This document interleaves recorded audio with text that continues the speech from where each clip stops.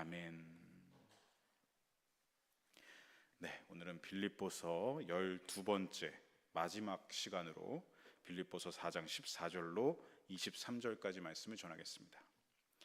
먼저 지난 시간 본문 말씀을 통해서 바울은 빌립보 성도들에게 예수님 안에서 굳게 서서 살아가는 삶, 곧 믿음을 삶으로 살아내야 한다라는 메시지를 전해 주었습니다. 화면을 통해서 8절을 다시 보시면 무엇에든지 참되며 무엇에든지 경건하며 무엇에든지 오르며 무엇에든지 정결하며 무엇에든지 사랑받을 만하며 무엇에든지 칭찬받을 만하며 무슨 덕이 있든지 무슨 기름이 있든지 이것들을 항상 생각하며 삶으로 살아내야 한다라는 메시지였죠.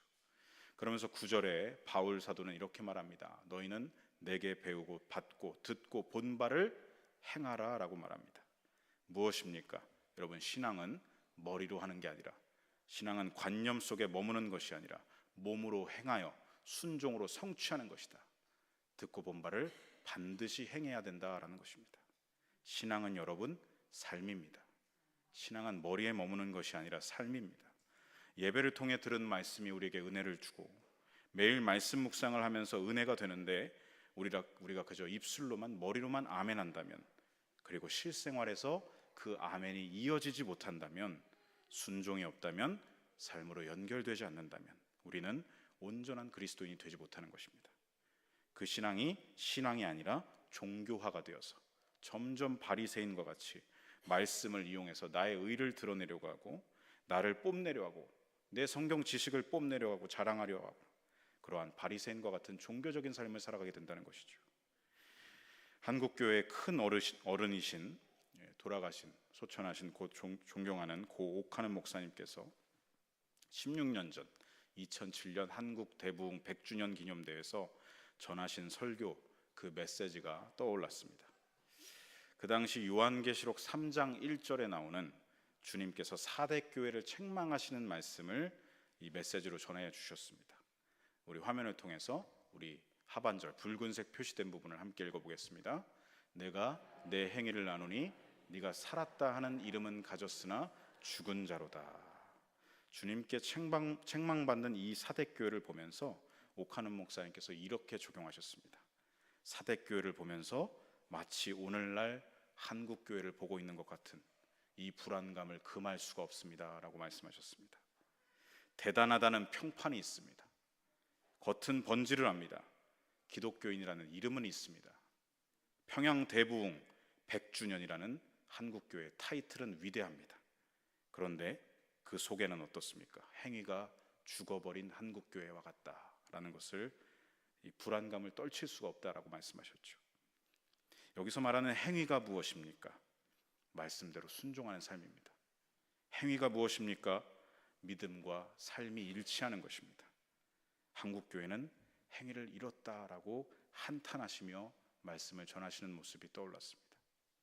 삶이 없는, 머리만 커져버린 기독교인, 몸은 죽었고 입만 살아있는 기독교인, 오죽하면 믿지 않는 세상 사람들이 우리를 이렇게 조롱하겠습니까? 아마 기독교인이 물에 빠지면 입만 둥둥 떠다닐 거다. 왜요? 입만 살았다는 것이죠. 우리 주님께서도 분명히 말씀하셨습니다. 맛있는 소금은 어떻게 된다고요? 밖으로 나가 버려져서 짓밟힌다고 하셨습니다. 한국교회가 이 사회를 소금답게 변혁시키지 못하고 그 맛을 잃어버리니 사회에 어떻게 된다는 겁니까? 이 세상에 짓밟히고 있다. 가십거리가 되고 온갖 비아냥과 조롱을 당하는 신세가 된 것이다. 주님 말씀 그대로 된 것이다 라는 것이죠. 그러면서 옥하는 목사님께서 설교를 마치면서 함께 기도하자고 하셨는데, 그 기도에 간절한 부르짖는 첫 소리가 귀에 지금도 생생합니다. 주여 한국교회를 살려주시옵소서. 그러면서 본인께서 주님 앞에 통회하고 자복하며 회개하는 기도를 이렇게 드리셨습니다. 주여, 이놈이 죄인입니다. 이놈이 한국교회 입만 살았다고 떠들고 행위가 죽어버린 한국교회를 만든 그 장본인이 이놈입니다. 한국교회에서 가장 존경받는 큰 어른이신 고 옥하는 목사님께서 왜 이렇게 하나님 앞에 자책하고 회개하며 나아가셨을까요? 한국교회 제자훈련 열풍을 일으킨 분이 옥하는 목사님이시죠. 그런데 그 제자 훈련이 오히려 한국 교회를 망쳐놨다는 자책이셨습니다. 제자 훈련으로 어떻게 됐다는 겁니까? 성도들의 삶은 변화되지가 않고 성경적 지식만 높아지고 행동은 여전히 이어지지 않는 미성숙한, 지탄받는, 세상으로부터 손가락질 당하는 한국 교회를 이놈이 만들었습니다라는 자책과 회개였습니다. 내가 네 행위를 아노니 네가 살았다 하는 이름은 가졌으나 죽은 자로다. 사랑하는 성도 여러분, 우리가 믿음이 있노라 라고 말하면서 그것이 행위가 이어지지 않는다면, 순종으로 나아가지 않는다면 그것이 자신에게 무슨 유익이 될 것이고 세상 사람들에게 그것이 무슨 유익이 되겠습니까? 야고보 사도는 이렇게 말합니다. 야고보서 2장 14절, 우리 하반절 붉은색 표시된 말씀 함께 읽어보겠습니다. 그러한 믿음이 능히 자기를 구원하겠느냐? 진짜 그것이 믿음 맞냐? 정말 구원으로 나아가는 믿음이 맞느냐라고 반문하고 있습니다. 나도 변화되지 않고 다른 사람도 변화시키지 않는 믿음이라면 그게 정말 예수님을 제대로 믿는 믿음이냐고, 그게 정말 구원으로 나아가는 믿음이냐라고 되질문하는 것이죠. 이어지는 야고보서 2장 17절에 보시면 행함이 없는 믿음은 그 자체가 죽은 것이라 말합니다. 순회선교단 대표를 역임하고 계시는 김용희 선교사님은 이 말씀을 오늘날 말로 이렇게 풀어서 전하고 계십니다. 나를 움직일 수 없는 믿음은 결코 믿음이 아니다.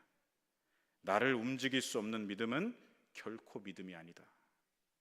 예수님께서도 말씀하고 계시고요, 사도 바울과 야고보도 지금 전하고 있습니다. 그리고 이 시대 믿음의 선배님들을 통해서도 우리는 전해 듣고 있습니다.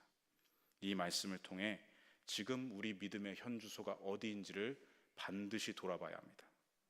진정한 믿음인가, 삶으로 이어지고 있는 믿음인가, 그것을 돌아보며 다시금 하나님 앞에 믿음이 삶으로 이어지는, 믿음과 삶이 일치하는 신앙이 되시기를, 그러한 저와 여러분 되시기를 간절히 소망합니다.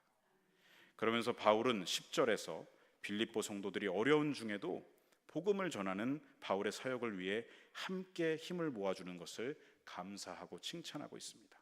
그리고 이어지는 11절로 12절에서는 혹시나 오해의 소지가 있을까 봐 염려하는 마음을 담아서 빌립보 성도들에게 이런 말을 전하고 있지요. 내가 지금 궁핍해서 여러분들을 칭찬하는 게 아닙니다. 돈을 보내줘서 감사해서 그래서 여러분들을 칭찬하는 게 아닙니다. 나는 물질로부터 자유합니다. 어떤 형편에서도 자족하는 법을 배웠습니다. 배고프면 배고픈 대로, 배부르면 배부른 대로 그 모든 상황 속에서 자족하는 법을 주님으로부터 그 일체의 비결을 배웠습니다. 그래서 여러분 오해하지 마세요. 나는 내가 궁핍해서 지금 날 채워줘서 고맙다고 하는 말이 아닙니다 라고 하는 것이죠. 그렇습니다. 바울에게는 물질 자체가 인생의 목적이 아니었습니다. 그의 사명은 오직 복음을 전하는 것, 하나님 나라를 전하는 것이었습니다. 이 사명을 위해 하나님께서는 나에게 많은 것을 맡겨주실 때가 있고 적은 것을 맡겨주실 때도 있다. 그 어떤 상황에서도 나는 주시는 대로, 허락하시는 대로, 맡겨주신 대로만 사는 청지기 자세로 살아가고 있다. 그러한 삶의 자세를 견지하고 있다는 것을 볼 수 있습니다. 여러분, 말처럼 쉽지 않습니다. 청지기로 사는 것, 말과 고백처럼 쉽지 않습니다. 어려운 것이지요. 게다가 세상 사람들에게 어떻게 보이겠습니까? 바보처럼 보일 것이고 미련해 보일 것입니다. 일용할 양식 가지고만 살고 허락하신 대로만 사는 삶이 얼마나 세상이 보기에 비천해 보이고 볼품없어 보였겠습니까? 그러나 그럼에도 불구하고 바로 바울이 그렇게 살 수 있었던 것은 13절의 고백대로 내게 능력 주시는 자 안에서 내가 모든 것을 할 수 있느니라. 내 다짐이나 결단보다 더 강력한 힘이 나를 이끌어주고 계신다. 내게 어떤 상황에서도 자족할 수 있는 마음을 주시는 분이 계신다. 살아가게 하시는 능력의 주님이 나와 동행하고 계신다. 그래서 나는 모든 것을 감당할 수가 있는 것이다. 이처럼 믿음을 행하는 삶은 내 의지나 결단만으로는 어렵지만 보혜사 성령님, 우리를 도우시는 헬퍼이신 그분께서 우리와 함께 하신다면, 세상을 능히 이기신 주님의 영이 성령이시지 않습니까? 그분이 우리와 함께 한다면 우리가 어떤 상황에서도 모든 것을 감당할 수 있다. 그 능력을 우리에게 주신다는 고백입니다. 이어지는 오늘 본문에서 바울은 앞에서 본 이 11절로 13절까지의 내용, 편지글 이 내용, 혹시나 빌립보 성도들이 자신을 돈을 좋아하는 사도로 오해할까 봐 염려했던 마음을 잠시 접어두고, 이 염려는 어떤 염려였습니까? 사실 빌립보 교회에 들어온 이 거짓 이단 교사들이 선동질을 했기 때문에 이 바울이 염려했던 것이죠. 거짓 교사들은 바울이 돈을 좋아한다, 헌금을 원하는 사람이다, 그렇게 모함을 해서 빌립보 성도들로 하여금 바울을 오해하게 만들었습니다. 그래서 바울이 조심스러운 거죠. 계속 지금 말을 할 때마다 염려의 마음을 가지고 성도들이 오해하지 않게 이야기를 해왔던 것입니다. 그 염려를 잠시 접어두고 바울이 14절에 보시면 다시 빌립보 성도들에게 고마움과 칭찬을 표하고 있습니다. 우리 14절 말씀 같이 읽어보겠습니다. 그러나 잘하였도다. 바울은 여기서 빌립보 성도들을 칭찬하는 이유를 분명히 밝히고 있습니다. 성도들이 바울의 괴로움에 함께 참여한 것, 나의 힘듦과 괴로움을 같이 동참해 준 것을 고마워하고 칭찬하고 있는 것이죠. 왜냐하면 13절까지 편지 내용을 읽으면 나는 자족하는 법을 배웠어, 그래서 물질 때문에 고마운 게 아니야, 이 말만 보면 또 성도들이 어떻게 오해를 할 수가 있죠? 서운하다고. 우리가 그렇게 마음을 모아서 바울 사도를 돕기 위해서 헌금을 보냈는데 이거 필요 없다는 말 아니냐, 이렇게 오해를 할까봐 또 14절에서 지금 그게 아니야, 너희들이 내 괴로움에 참여해 준 건 너무 고마운 일이야 라고 지금 다시 말하고 있는 것입니다. 여러분, 빌립보서는 편지입니다. 우리가 성경책에 담긴 채로 성경으로 보고 있기 때문에 성경인 것이지 2000년 전 당시는 무엇이었습니까?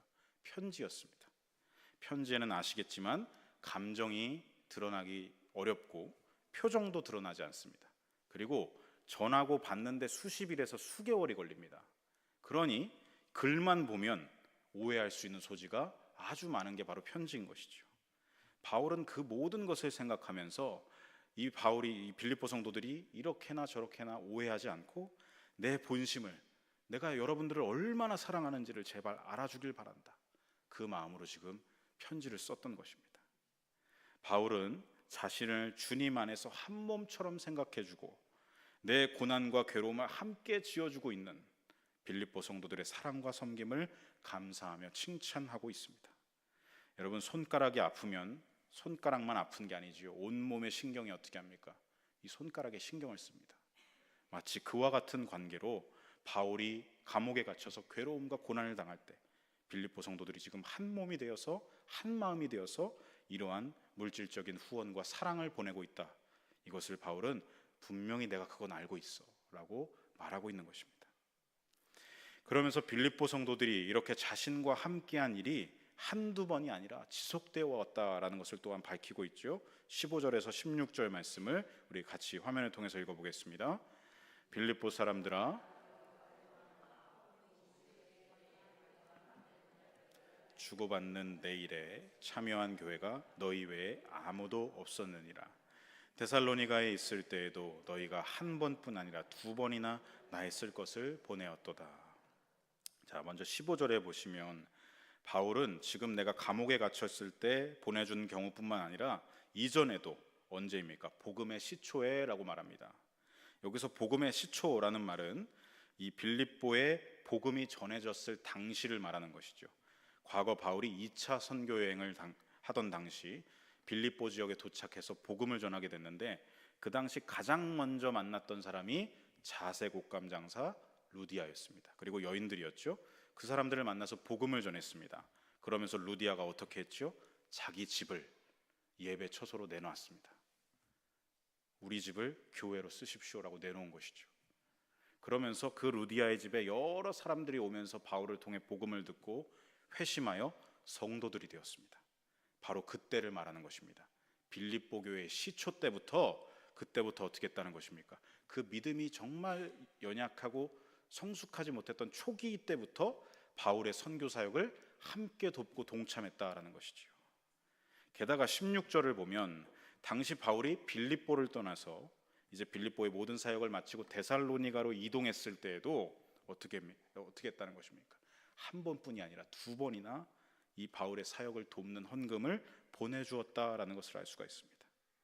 바울은 이렇게 빌립보 성도들이 처음부터 도와준 모든 일들을 내가 잊지 않고 있다. 하나하나 내가 다 기억하고 있다. 혹시나 성도들이 서운해할까 봐 이 모든 걸 내가 다 기억하고 있어. 걱정하지 말라는 것이죠. 이렇게 빌립보 성도들은 처음부터 바울과 친밀한 관계 속에서 바울의 복음 사역에, 하나님 나라를 전하는 사역에 동참했던 신실한 성도들이었습니다. 그러면서 바울은 17절에서 이렇게 말하고 있습니다. 내가 선물을 구함이 아니요 오직 너희에게 유익하도록 풍성한 열매를 구함이라. 여기서 바울은 또 어떻게 말하고 있습니까? 지속적인 협력에 대한 감사와 칭찬이 오히려 또 여러분들에게 부담이 될까 봐, 내가 이렇게 칭찬을 하고 감사하다고 말하면 또 나에게 물질을 보내달라는 것처럼 오해를 할까 봐 그 염려 때문에 또 말하고 있습니다. 내가 선물을 구하는 게 아니야. 나 물질을 구하는 게 아닙니다. 내가 궁극적으로 원하는 것은 내 유익이 아니라 여러분들의 유익입니다 라고 말하는 것이죠. 이렇듯 바울은 복음을 전하고 하나님 나라를 세워가는 데 있어 아주 세심했습니다. 혹시나 오해해서 이들이 시험이 들까 봐 계속해서 세심하게 이 글을 쓰고 있는 것이죠. 또한 이것을 보면서 어떤 걸 느낄 수 있냐면, 얼마나 거짓 이단 교사들이 선동질을 해댔으면, 교회를 뒤흔들어 놓고 바울은 가짜라고 얼마나 선동질을 했으면 바울이 이렇게 조심스러웠을까. 바울 사도의 마음이 이 편지를 통해서 지금 우리에게도 전달되는 것 같습니다. 빌립보서 1장 8절에 바울은 이렇게 이들을 향한 사랑을 고백했었습니다. 우리 함께 읽어보겠습니다. 내가 예수 그리스도의 심장으로 너희 무리를 얼마나 사모하는지 하나님이 내 증인이시니라. 아멘. 사도의 이 빌립보 성도들을 향한 마음이 예수 그리스도의 심장으로 여러분들을 사랑한다, 이게 정말 진심이라는 게 빌립보서 4장 이 끄트머리에 갈수록 더 진하게 느껴지는 것이죠. 이 빌립보서 문체들을 보면 이곳저곳에서 이 사랑의 마음이 다 느껴지는 것입니다. 이어지는 18절을 보시면 이 바울의 사랑이 더 깊이 느껴집니다.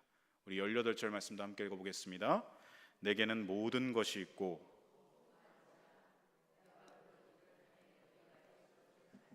내가 풍족하니 이는 받으실 만한 향기로운 제물이요 하나님을 기쁘시게 한 것이라. 아멘. 바울은 빌립보 성도들에게 받은 이 도움, 그 헌신으로 자신이 풍족하고 풍부해졌다라고 말하고 있습니다. 나는 이미 여러분에게서 모든 걸 다 받았다는 것이죠. 여러분들이 이미 나에게 충분한 충족을 다 주었다는 것입니다. 여기서도 물질적인 충족을 말하는 것이 아닙니다. 선물, 물질이 아니라 그 안에 담겨 있는 빌립보 성도들의 마음과 사랑으로 내가 풍부해졌다. 그 감옥에서 얼마나 가물어 메마른 땅같이 건조해지고 정말 이 마음이 계속 강팍해지겠습니까? 그런데 이 빌립보 성도들이 보내준 사랑 때문에 나는 풍부하다, 사랑으로 풍족하다, 지금 이 말을 고백하고 있는 것이죠. 여러분들의 그 과분한 사랑 때문에 나는 이 감옥에서도 풍족합니다 라는 고백을 하고 있는 것입니다. 또한 그들이 보낸 물질은 단순히 바울에 대한 사랑을 넘어서 18절 지금 하반절에 보시는 대로 어떻다는 것이죠? 하나님께서 기뻐 받으실 만한 향기로운 제물로 여러분들이 보낸 거다라고 말하고 있습니다. 무엇입니까? 바울 개인을 넘어서 이 헌금은 성도들의 피땀이 담긴 하나님 나라를 위해 이 헌금을 보냅니다 라는 헌금이다라는 것을 바울이 분명하게 인식하고 있다는 것이죠. 개인적으로 사적으로 유용하라고 준 것이 아니라 하나님 나라를 위해 이 헌금을 드립니다. 이것은 하나님께서 기뻐 받으실 만한 향기로운 제물이다라고 지금 바울이 표현하고 있는 것입니다. 이렇게 바울은 성도들이 보여준 아름다운 헌신과 올바른 믿음과 사랑에 대하여 칭찬하며 감사의 표현을 다하고 있습니다.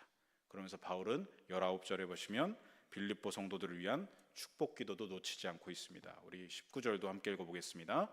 나의 하나님이 그리스도 예수 안에서 영광 가운데 그 풍성한 대로 너희 모든 쓸 것을 채우시리라. 아멘. 전능하신 하나님께서 주실 수 있는 그 모든 풍성함대로 마음껏 빌립보 성도들의 쓸 것, 그 물질적인 필요와 또한 영적인 필요까지도 다 채워주실 것이다. 축복하고 있는 바울 사도입니다.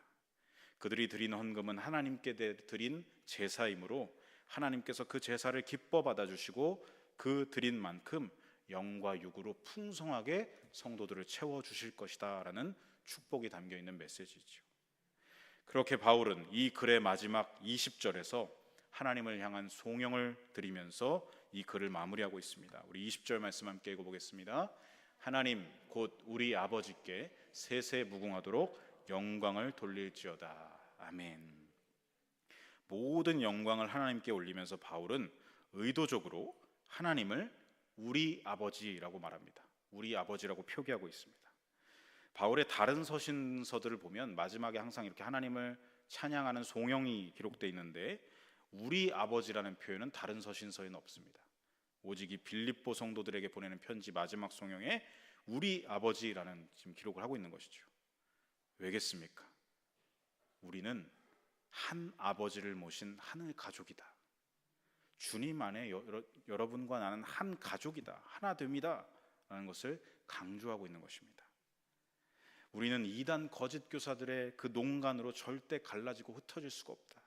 우리는 주님 안에 하나이다 라는 것을 말하는 것이고, 성도들의 갈등과 싸움이 있었지 않습니까? 유오디아와 순두계. 그 싸움이 있을지언정 우리는 갈라지고 흩어질 수 없는 주님 안에 한 몸이다 라는 것을 강조하는 것이죠. 이렇게 빌립보 교회 안에 있는 이단의 농간과 내부 분열의 문제에 대항하면서 우리 아버지, 우리는 주님 안에 하나이다 라는 것을 더 강조하고 있는 바울의 믿음의 선포가 담겨 있는 것입니다. 이어지는 21절로 23절은 이제 드디어 대단원의 빌립보서의 마지막으로 바울의 끝 인사와 주님의 은혜를 기원하고 있는 축도가 기록되어 있습니다. 먼저 21절로 22절 말씀을 우리 화면을 통해 함께 읽어보겠습니다. 그리스도 예수 안에 있는 성도에게 각각 문안하라. 나와 함께 있는 형제들이 너희에게 문안하고 모든 성도들이 너희에게 문안하되 특히 가이사의 집 사람들 중 몇이니라. 마지막 인사는 항상 바울 서신서를 보면 바울은 마지막 인사에 이렇게 말합니다. 주 안에서 사도인 바울, 내가 여러분들에게 문안합니다 라는 표현을 많이 쓰죠. 그런데 여기를 보면 특이합니다. 21절 상반절 보시면 바울은 독특하게 모든 성도에게 끝인사를 하라, 모든 성도에게 문안하라, 이 명령어를 사용하고 있습니다. 인사라기보다는 명령어에 가깝죠. 그리스도 예수님 안에 있는 모든 성도에게 빌립보 성도들아 너희들도 각각 문안하라 라는 것이죠. 이는 각각의 성도 모두가 예수님 안에 있다는 것, 곧 하나됨을 지금 다시 재차 강조하고 있는 것입니다. 성도 여러분, 예수님을 나의 구주로 고백하는 것, 예수님을 구원자와 주인으로 고백하는 모든 성도는 모두가 그리스도 예수님 안에 하나입니다.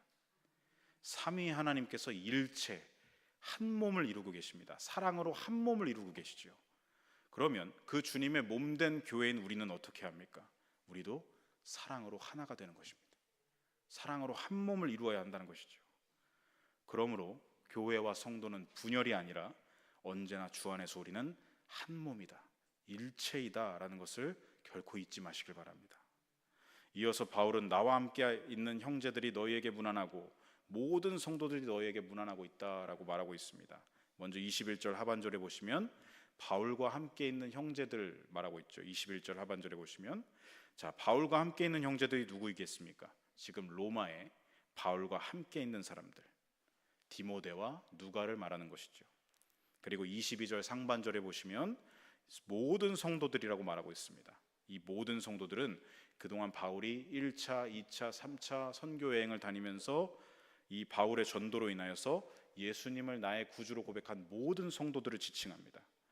마게도냐 지역과 아가야 지역과 소아시아의 여러 교회에 예수님을 구주로 고백하는 모든 성도를 말하는 것이죠. 또한 22절 하반절에 보시면 가이사의 집 사람들 중 몇이니라 라고 말하고 있습니다. 이 가이사의 집은 로마의 황제 카이사르의 집, 즉 로마 황실에서 일하고 있는 그리스도인들을 말합니다. 바울은 로마에 갇혀 있으면서도, 감금되어 있으면서도 그 감금된 상태에서 자기에게 오는 사람들에게 복음을 전했습니다. 이 로마의 황실에서 일하는 사람들도 복음을 듣고 그리스도인들이 된 몇몇이 있다는 것이죠. 최근의 성도가 된 사람들까지, 바울과 함께 있는 디모데와 누가와 이 마게도냐와 아가야 지역, 소아시아 지역의 모든 성도들과 로마에 지금 가이사 황실에서 있는 최근의 성도가 된 사람들까지도 빌립보 성도들아, 여러분들을 문안하고 있어 라고 말하는 것입니다. 디모데나 누가도 마찬가지고, 빌립보 지역과 떨어져 있는 여러 다른 지역교회 성도들도 마찬가지고, 로마 황실에서 일하고 있는 최근에 복음을 듣고 변화된 사람들도 마찬가지고요. 다 어떻습니까? 빌립보 성도들과는 몸이 멀리 떨어져 있습니다. 비록 몸은 멀리 떨어져 있으나 무엇이라는 것이죠? 우린 주님 안에서 하나로 연결되어 있다. 우리는 한 영이신 성령을 따라서 서로 하나가 되어 있다. 그래서 서로에게 늘 문안한다라는 것입니다. 여러분, 문안한다라는 것이 무슨 뜻입니까? 상대방의 문제에 귀를 기울인다는 것입니다. 관심을 갖는다는 것입니다. 안부를 묻는다는 것입니다. 그들에게 실질적인 도움을 주기 위해 고민하고 기도하며 사랑으로 실제 돌보는 것까지를 문안을 말하는 것이죠. 우리 영일의 모든 성도님들도 예수님을 구주로 고백하는 성도입니다. 한 영, 성령을 따라 하나가 된 사람들이죠. 저와 여러분도 비록 일상을 살아가면서 우리가 서로 다 몸은 떨어져 지낼지언정, 그래도 어떻게 합니까? 성도들 간에 서로에게 귀 기울여야 하고, 관심 가져야 하고, 안부를 물어야 하고, 내가 어떤 도움을 줄 수 있을까 고민하고 중보기도 하며, 서로가 서로를 그렇게 돌보며 문안하는 주님 안에서 아름다운 사랑의 관계를 이루어야 할 줄로 믿습니다. 마지막으로 23절에서 바울은 은혜를 기원하며 축복하고 있습니다. 우리 23절 말씀 함께 읽어보겠습니다. 주 예수 그리스도의 은혜가 너희 심령에 있을지어다. 아멘. 여기서도 빌립보서에만 드러나고 있는 독특한 점이 있습니다. 보통 바울은 그 편지 마지막에 주 예수의 은혜가 너희와 함께 있을지어다 라고 말하는데, 여기 보시면 너희가 아니라 너희 심령에 있을지어다 라고 표현하고 있습니다. 여러분, 심령이 무엇입니까? 사람의 중심을 말하는 것입니다. 성도들의 마음 중심에 무엇을 기원하고 있는 것입니까? 항상 예수님의 구원의 은혜로만 가득 차 있기를, 그 은혜가 가득히 머물어서 끝까지 그 은혜로 사는 자들이 되기를, 끝까지 분열하지 않고 하나가 되어가기를 간절히 소망하고 축복하는 바울의 마지막 축도인 것입니다. 말씀을 마무리하면서 오늘 주신 이 말씀을 우리 삶에 적용해 보고자 합니다. 주님께서 마지막 때가 되면 사람들은 어떻게 된다고 하셨습니까? 점점 더 자기를 사랑하게 된다고 하셨습니다. 더 이기적이게 될 것이고, 더 자기중심적이게 될 것이고, 더 교만해져 갈 것이다. 세상 사람들은 그렇게 될 것이다 라고 말씀하셨죠. 세상이 아닌 교회는 그러면 이 마지막 때에 어떠해야 하겠습니까? 우리가 세상 사람들보다 더 이기적으로 변해야 되겠습니까? 더 자기중심적이어야겠습니까? 더 교만해져야 하겠습니까? 사랑하는 성도 여러분, 예수님을 구주로 영접한 우리 주님의 몸된 교회 모든 성도들은 주님 안에서 서로 사랑과 섬김으로 한 몸이 되어야 할 줄로 믿습니다. 주님 안에 우리는 하나라는 것이죠. 하나가 되어 있으면 어떻게 해야 합니까? 서로 뜨겁게 사랑만 해야 합니다. 서로를 위해 헌신해야 하고, 서로를 위해 섬기는 것을 아끼지 않아야 합니다. 서로에게 관심 갖고 귀 기울이는 것은 당연한 일입니다. 안부를 묻고 도움을 주며 함께 성장하는 것이죠. 바울이 그러했고, 디모데가 그러했고, 누가가 그러했으며, 마게도냐 지역과 아가야 지역과 소아시아 모든 지역의 유럽의 모든 초대교회들이 그러한 성도와 교회를 이루어갔습니다. 여러분, 2000년 전에 그 당시에는 대형 교회가 없었습니다. 메가처치는 없었습니다. 대부분이 조그만 소그룹 가정교회들이었습니다. 마치 오늘날 교회 안에 작은 교회라고 할 수 있는 속회와 선교회가 바로 이 초기 초대교회의 그 소그룹 교회의 모습과 유사하다는 것이죠. 여러분, 초대교회는 모두 작은 소그룹 가정교회로부터 출발했습니다. 예루살렘 교회를 보십시오. 마가 요한의 다락방에서 성령을 받은 120명의 성도로 교회가 시작됐습니다. 빌립보 교회를 보십시오. 루디아가 자신의 집을 예배처소로 제공하면서 거기서 모이면서 가정교회로 출발했습니다. 바울 서신서에 나오는 골로새의 빌레몬의 집이 그러했고, 라오디게아 지역의 룸바의 집이 그러했고, 고린도의 가이오의 집 등이 바로 그러한 초대 가정교회, 소그룹 교회 형태로 시작되었다라는 것입니다. 여러분, 초대 가정교회 성도들이 그렇게 집에서 모여서 무엇을 했겠습니까? 단순합니다. 프로그램 하지 않았고요, 무엇을 모이자 으쌰으쌰 하지 않았습니다. 그들은 순전한 마음으로 하나가 되어서 함께 모여 예배했고, 함께 서로 문안했고, 서로를 위해 기도했고, 떡을 떼며 주의 만찬으로 교제했습니다. 그게 다였습니다. 그게 신앙생활이었습니다. 주님 안에서 서로를 향한 사랑과 섬김이 넘쳐났기 때문에 그 모임이 아주 자연스럽고 충만한 사랑으로 넘쳐났던 것이죠. 여러분, 이것이 바로 에클레시아, 진정한 초대교회입니다. 예수 그리스도를 구주로 고백하는 성도의 모임이었습니다. 죄악된 세상과는 다른 모습, 복음으로 구별되어져 불러 모아진 그러한 거룩한 신앙 공동체가 바로 초대 가정교회였습니다. 그 모임은 당시 사회에서는 이상하게 보였습니다. 로마는 어떠했습니까? 제국주의와 개인주의와 쾌락주의가 넘쳐나서 이 로마 제국 사람들이 보기에는, 로마 사회에서 보기에는 그리스도인들의 이 초대교회 모임이 유별나 보였던 것이죠. 그래서 세상 사람들은 그 모임에 대해 두 가지 반응을 나타냈습니다.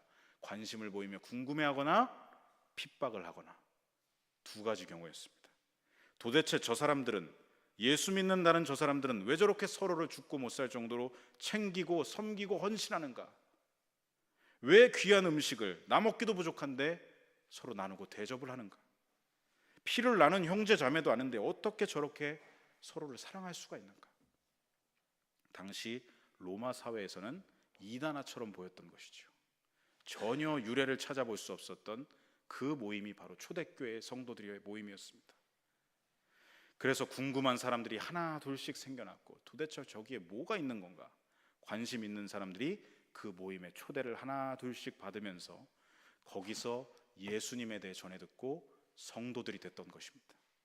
초대교회는 바로 그렇게 예수님을 믿는 성도가 그 모임을 통해서 이루어지고 늘어났던 것이죠. 그러자 크리스찬들이 로마 제국 사회 안에서 갑자기 기하급수적으로 늘어나니 로마 황제가 이것을 긴장하기 시작합니다. 그러면서 교회와 성도와 크리스천들을 타겟으로 삼아서 핍박과 박해가 이어졌던 것이죠. 콜로세움에서 산채로 맹수의 밥으로 던져버린다든지, 산채로 십자가에 매달아 화형을 시킨다든지, 그 핍박과 박해를 로마 제국이 자행했습니다. 그런데 여러분, 희한한 게 무엇인지 아십니까? 그 핍박과 박해가 일어나면 교회가 줄어들고, 교회 수가 줄어들고, 성도들이 이제 그만 예수님을 믿는다고 배반해야 되는데, 그게 아니라 어떻게 합니까? 핍박과 박해를 피해서 성도들이 흩어지면서 로마 제국이 더 복음화됐다는 것입니다. 그 거대한 제국을 사랑으로 변화시켰다는 것이죠. 섬김으로 변화시켰다는 것입니다. 복음을 삶으로 살아내며 로마 제국을 변혁시키고 제국을 긴장시킬 정도로 영향력이 어마어마했던 것이 바로 초대교회, 가정교회 소그룹 공동체였습니다. 성도 여러분, 오늘날 교회 안에 하나님께서 조직을 주셨습니다. 작은 교회들을 주셨습니다. 속회를 주셨고 선교회를 주셨습니다. 속회가 무엇이고 선교회가 무엇입니까? 작은 교회입니다. 속회는 순전한 마음, 사랑으로 모여서 예배하고 서로 문안하는 코이노니아, 진정한 주님 안에 친교가 일어나는 작은 교회, 그게 바로 속회입니다. 선교회는 무엇입니까? 순전한 마음, 사랑으로 모여서 선교를 목적으로 하여서 헌신과 봉사로 서로를 섬기는 그 교회 안에 작은 교회가 바로 선교회입니다. 여러분, 이 본질을 잃지 마시길 바랍니다. 주님 안에서 부탁드립니다. 여러분, 배로 비유한다면 영일성도 모두의 공교회인 이 영일교회는 큰 방주이고요, 속회와 선교회는 무엇이 되는 것입니까? 구명보트와 구조선이 되는 것입니다. 이 세상에서 물에 빠져가고 있는 죽어가는 자들을 건져내는 구명보트와 구조선을 속회와 선교회가 감당하고 이 구원 방주로 이끌어낸 것이죠. 이끌어 주는 것입니다. 그 사명과 역할을 감당하는 것이 바로 속회와 선교회라는 것입니다. 초대교회 성도들은 성전에 모이기를 힘쓰고 이 초대교회 소그룹 공동체에 모이기를 힘썼습니다. 그리고 모이기만 힘썼던 것이 아니라 예배와 모임이 끝나면 삶의 자리로 흩어져서 일상 속에서 사랑으로 섬기고 예수님 그 보여주신 모습처럼 복음을 살아내는 선교적 삶을 살아갔습니다. 그래서 복음이 전파되었던 것입니다. 그래서 내 주변이 변화되었던 것입니다. 그래서 세상이 변혁되었던 것입니다. 그 거대한 로마 제국을 뒤집어 엎은 초대교회, 그리고 18세기 영국을 변혁시킨 진짜 감리교회, 그리고 구한말 이 땅 조선을 변화시킨 한국교회가 그러했습니다.